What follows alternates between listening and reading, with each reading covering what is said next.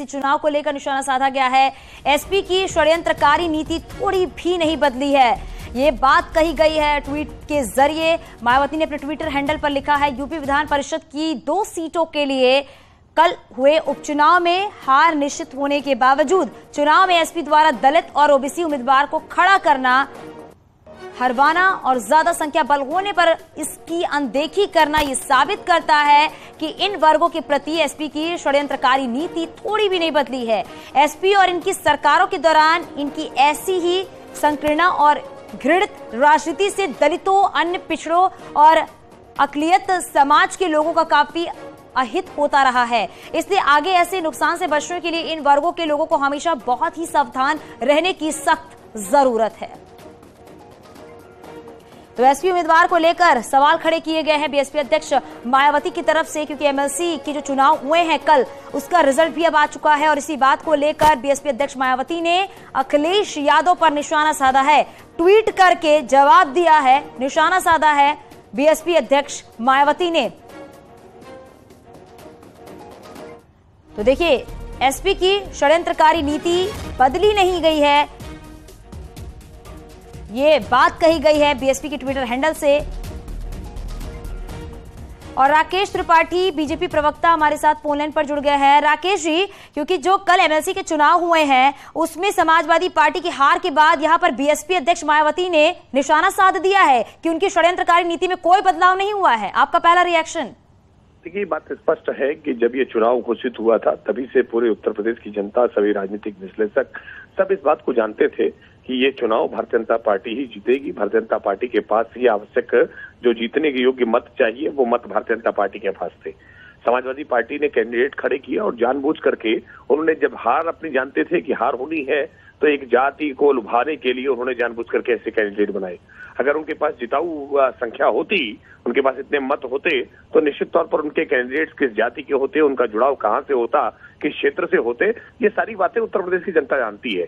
तो आप अगर लुभाने के लिए ये प्रयास करते हैं कि हम इन हथकंडों के आधार पर एक संदेश देने का प्रयास करेंगे, तो जनता इस तरह के आपके भ्रमजाल में फंसने वाली नहीं है। जनता इस बात को समझती है और यही बात आज मायावती जी ने की है कि जब जीतने वाला हो तो उम्मीदवार कोई और होगा और हारने का होगा ठीकरा तो किसी और पर फोड़ दिया जाएगा।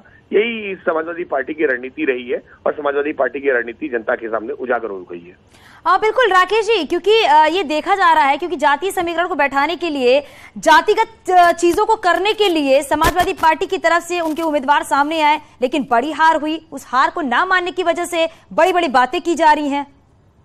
बात केवल हार की नहीं है, जीतने के लिए समाजवादी पार्टी ने कोई एफर्ट भी नहीं किया जी। अगर वो भारतीय जनता पार्टी के वोट नहीं तोड़ सकते थे मान लिया, लेकिन कम से कम वो बहुजन समाज पार्टी का एक वोट था, उसके लिए वो अपेक्षा कर सकते थे। कांग्रेस पार्टी के 2 वोट थे, उनसे वो अपेक्षा कर सकते थे। सुहेल देव भारतीय समाज पार्टी उनकी पुरानी अलायंस पार्टनर रही है, उनके साथ वो प्रयास कर सकते थे। राजा भैया की पार्टी से विधायक थे, उनसे वो प्रयास कर सकते थे।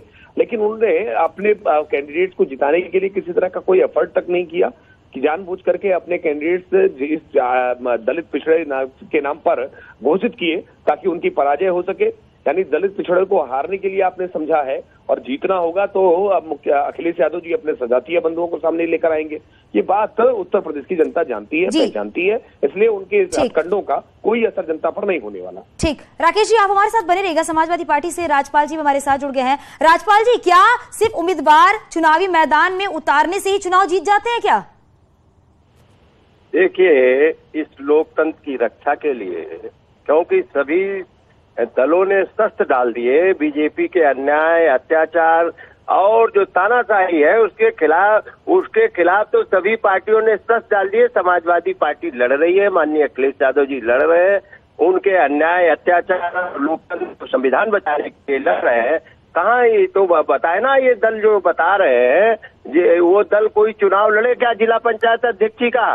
वो लोग क्या ब्लॉक प्रमुखी का कोई चुनाव लड़े क्या? वो विधान परिषद के जो पिछले चुनाव हुए उनमें कोई लड़े?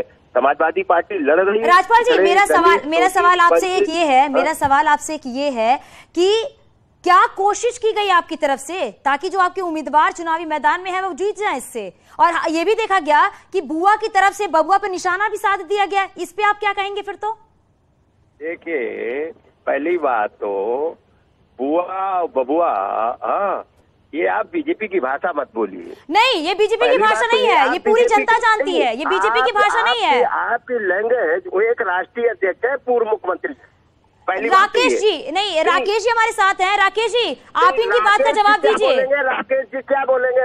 राकेश जी तो षड्यंत्रकारी लोग हैं, ये दलित षड्यंत्रकारी है, आरक्षण खत्म कर रहा है, पिछड़े दलितों का। वो षड्यंत्रकारी है नहीं है, इसका जवाब राकेश जी खुद देंगे। राकेश जी, इस बात का जवाब आप ही दीजिए। दलदल में फंसी हुई पार्टी है। राजपाल जी लगातार हल्ला बोल करेंगे, मैं जानता हूँ।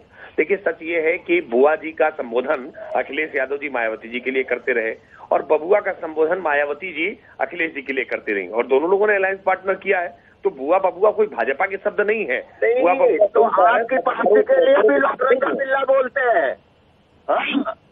आपकी पार्टी के भी लोगों के लिए रंगा बिल्ला बोला जाता है। तो आप ये सुनना चाहते क्या? ये आपके शब्द हैं, ये आपके शब्द हैं, आप अपने शब्द। मेरे शब्द नहीं, लोग कहते हैं। भारतीय जनता पार्टी के शब्द नहीं है। ये मायावती जी के को बुआ अखिलेश जी ने कहा है कि नहीं कहा है? आप बताइए, मायावती जी को अखिलेश जी ने बुआ नहीं कहा है? मत उलझाइए, आप बताइए। हाँ, आपने महंगाई कंट्रोल कर पाई? सिलेंडर कितने का हो गया? आपने नौकरियां दे पाई? आपके पार्टी के वर्कर तक त्राईमाम हो रही है। हाँ, और अभी आपको पता लग जाएगा 24 में। हाँ, आप महंगाई न कंट्रोल पा रहे, बेरोजगारी कंट्रोल नहीं कर पा रहे, आरक्षण आप खत्म करवा रहे हो। हाँ, 2024 तो अभी दूर है, अभी 2023 में अभी नगर निकाय के चुनाव। तो 2023 में 36% वोट समाजवादी पार्टी का कभी घटा नहीं है, जब से समाजवादी पार्टी बनी है। और एक दिन वो भी आएगा, ये आपकी 22 में सरकार बेईमानी और भ्रष्टाचार से बनी है, जनता ने नहीं बनाई है। राजपाल जी, मेरा सवाल एक आपसे है, क्योंकि नगर निगम का चुनाव भी बीता है, उसमें ये देखा गया था अखिलेश यादव वहीं पर जाके प्रचार प्रसार करते थे जहां पर बीएसपी का वोट बैंक था। तो यहीं पर अगर इसी बात को लेकर उठाया जा तो इसी बात को लेकर हो सकता है कि बीएसपी की तरफ से निशाना साधा गया है अखिलेश यादव पे। देखिए, कौन कहां से निशाना के कहने पे साध रहा है, कौन दल बीजेपी का ABCD दल बन के काम कर रहा है, क्योंकि बीजेपी लेकिन इस लोकतंत्र की रक्षा के लिए समाजवादी पार्टी और माननीय अखिलेश यादव जी लड़ रहे हैं, और जनता भी और लोकतंत्र की रक्षा, और नहीं तो और कहाँ लड़ पा रहे। ठीक है राजपाल जी, जनता सब जानती है, जनता जवाब देना भी जानती है। वो तो समय आने पे सब चीजें सबके सामने होती है कि कौन क्या कितनी मेहनत कर रहा है चुनाव के लिए, सबको पता है। बहुत शुक्रिया राजपाल जी आपका भी न्यूज 18 से जुड़ने के लिए, राकेश जी आपका भी न्यूज 18 से जुड़ने के लिए। और आगे भी खबरें जारी है, यहाँ रुकेंगे छोटे से ब्रेक के लिए, जल्द लौटते हैं।